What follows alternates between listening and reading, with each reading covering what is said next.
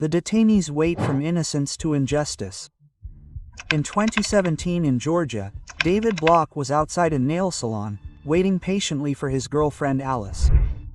She had decided to go get a quick manicure, leaving David to his thoughts and his phone to occupy himself. So David absent-mindedly scrolled through his social media feeds, expecting nothing out of the ordinary. As he continued to scroll through photos and updates, David saw two police officers walking toward him. At that moment, he felt confused and did not understand why they were approaching him. He quickly put his phone in his pocket and tried to compose himself, not knowing what was going to happen next. To his surprise and disbelief, the officers approached David and suddenly placed him under arrest. The feeling of handcuffs tightening around his wrists filled him with anxiety.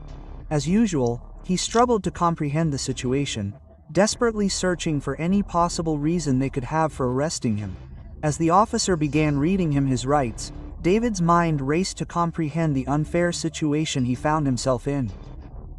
Despite his fear and confusion, David tried to remain calm and cooperative with the officers as they led him toward the waiting police car. "Come on, I can't see," David exclaimed. "You're still in the car." "You'll be in the College Park jail soon," the officer replied, remaining stern and keeping her tone firm and distant. "You're being arrested for loitering, sir. It's against the law." David's bewilderment grew. How could simply waiting outside a business be considered a crime? Good old David struggled to come up with a reasonable explanation for the people's accusation. After all, he had just paid like a good Alice Simpes. Technically, he was the customer. How could simply being near the establishment be considered loitering? What does the law consider loitering? David asked. "Loitering is loitering," the officer replied. "I literally paid for her nails. It's everyone's business." "What do you mean, loitering?" As the situation unfolded, David became increasingly confused. His mind was flooded with questions and doubts. He had always believed in following the law, and this sudden accusation made him feel vulnerable and singled out. He found it difficult to understand how simply waiting for his girlfriend could lead to his arrest. He tried to reason with the officers, explaining that he was simply waiting for Alice, who was still inside the salon. However, the officer insisted that he was acting outside the law, referring to a law that defined the crime as being in a place, at a time, or in a manner that deviated from what a law-abiding person would normally do and that caused reasonable concern for the safety of others.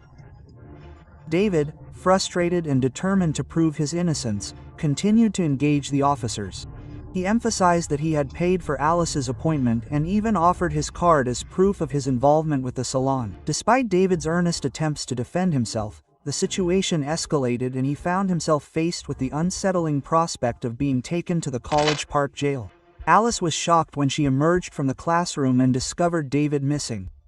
She immediately approached the officers seeking an explanation for his sudden disappearance.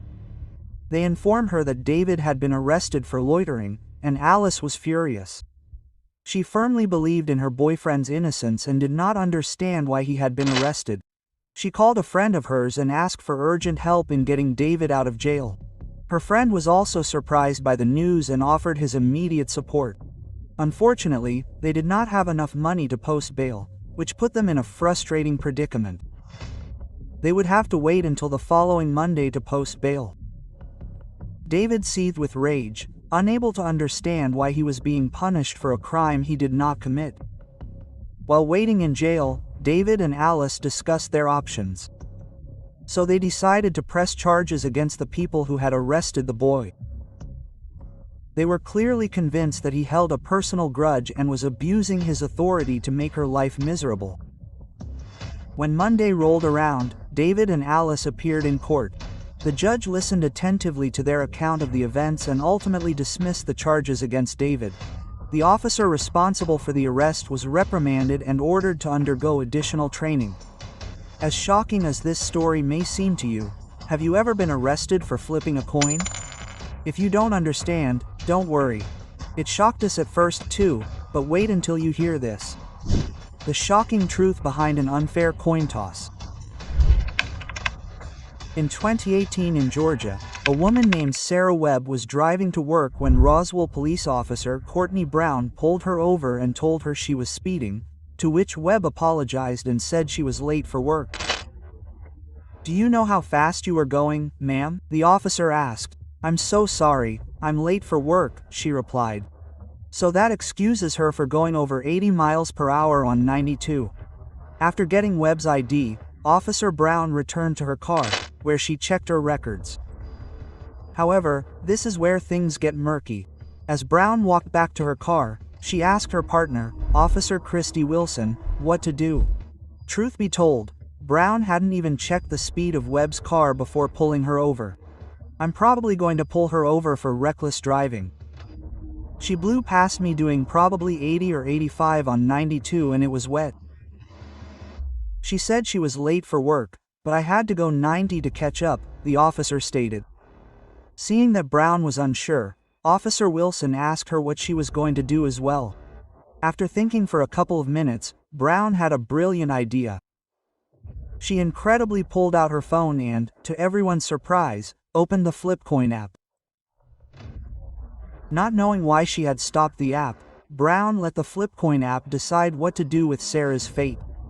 As the two officers argued and laughed heartily, Officer Wilson suggested that she arrest her if the result was heads and release her if the result was tails. As Brown joked and laughed about the result, Brown wrote an arrest for reckless driving in the report. She then handcuffed the arrestee, who took the arrest as a shock and began to cry. 2 months after the incident, Roswell police released Brown's body camera footage, which was met with outrage across the country. Many criticized the officer's conduct, calling her unprofessional and unreliable in such an important position. When asked how she felt after learning that her fate was being determined by a coin-tossing app, Webb said, "I was very angry and upset. It hurt me to know that these people are supposed to be looking out for you." Following the release of the video, prosecutors dropped all charges against Webb, who had been demanding the body cam footage for months. It turned out that the entire department was aware of the incident, and many were upset, but no one bothered to inform Webb. Following the release of the footage, an investigation was launched into the conduct of Officer Brown and Officer Wilson, who were both attending field training classes. However, once the investigation was concluded, Officer Brown and Officer Wilson were brutally fired for their reckless behavior. Commenting on the incident, Roswell Police Chief Rusty Grant said that both officers had engaged in conduct on or off duty that negatively affected the effectiveness of the department and therefore severely undermined public respect for the employee or the department. While both officers received what they deserved for their actions, an important question remains. How many civilians have been arrested in the past simply because a coin flip came up heads? While this story got a lot of flack, the next officer took things much further. Still, the disturbing close call on a highway. In late 2022 in Ohio, on the busy streets of Cleveland Heights, Mr. Demetrius Kern found himself driving alongside Officer Carly Lewis on a busy 3-lane highway. As they drove along, Officer Lewis noticed a vehicle with expired license plates in front of Mr. Kern. This led to her decision to pull over. Unfortunately, there is no video footage of what happened next, but Mr. Kern reports that Officer Lewis suddenly swerved into his lane to initiate the stop. This maneuver caught him off guard, cutting him off and forcing him to slam on his brakes to avoid a collision.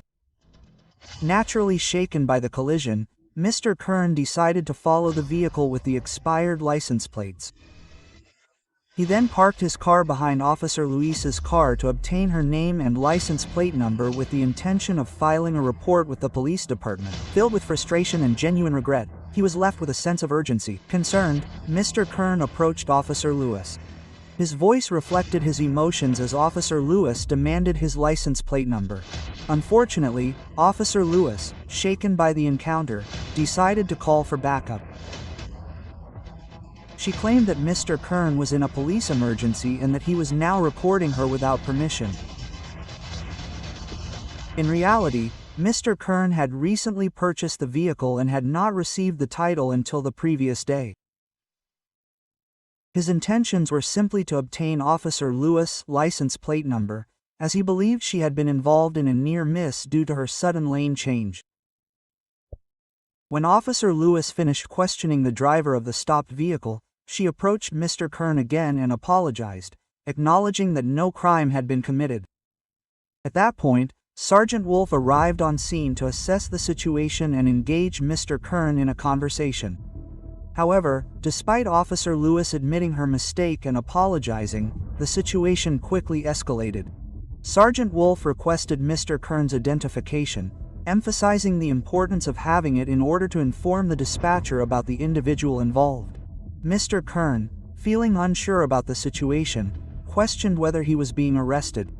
In response, Sergeant Wolf warned him that he could be arrested if he refused to provide his identification. This exchange led to an escalation of confusion and tension, which led to additional officers being called to the scene. Mr. Kern refused to back down, asserting his rights and stating that he had no legal obligation to identify himself, as Officer Lewis's actions did not warrant a traffic stop. However, Sergeant Wolf persisted in citing Mr. Kern for obstruction and requesting backup. During the escalating confrontation, Officer Louise reluctantly issued Mr. Kern a citation for obstruction while expressing her objections to her superior. Mr. Kern, frustrated and in pain from a shoulder injury sustained during the incident, considered requesting an ambulance but later declined due to fears that his vehicle would be towed. Days later, the district attorney was able to determine whether to stop him. Dismissed the case against Kern for lack of evidence, revealing that no crime had occurred and raising questions about his guilt. But haven't you seen this incident?